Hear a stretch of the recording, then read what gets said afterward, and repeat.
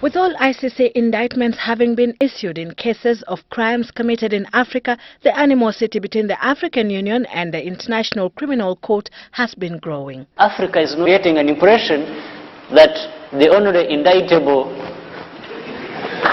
people are from Africa. ICC came into being in 2002 with a mandate to end impunity by prosecuting crimes against humanity, war crimes and genocide.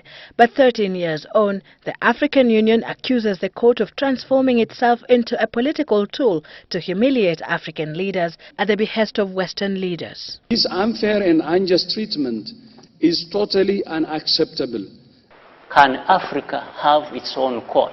Since 2009, African leaders have been toying with the idea of having a court that can try crimes that fall under the jurisdiction of the International Criminal Court. We must act against impunity, hence the recommendation before the summit to expand the powers of the African Court for Peoples and Human Rights. The protocol granting international crimes jurisdiction to the African Court was adopted last year in Malabo, Equatorial Guinea. It is a key agenda in the upcoming 24th African Heads of State Summit in Addis Ababa, Ethiopia, starting this week on Thursday. The protocol will enter into force if and when 15 member states ratify it.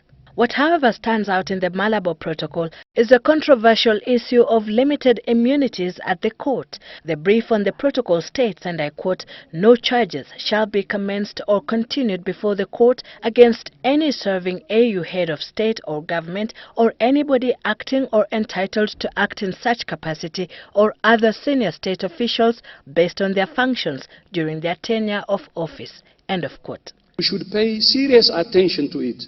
The immunities of heads of states cannot be taken lightly.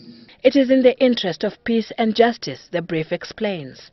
The concern by the AU is that the removal of the head or a senior official in government without fully providing for how the country will be managed in the transition is a recipe for total collapse of law and order, as witnessed in Somalia or more recently in Libya, the brief reads in part. It is critical that the central authority enjoys some, even if only partial legitimacy and credibility, it goes on to state. But critics argue that such a provision only encourages incumbents to stay in office for eternity, knowing that prosecution awaits them when their term comes to an end.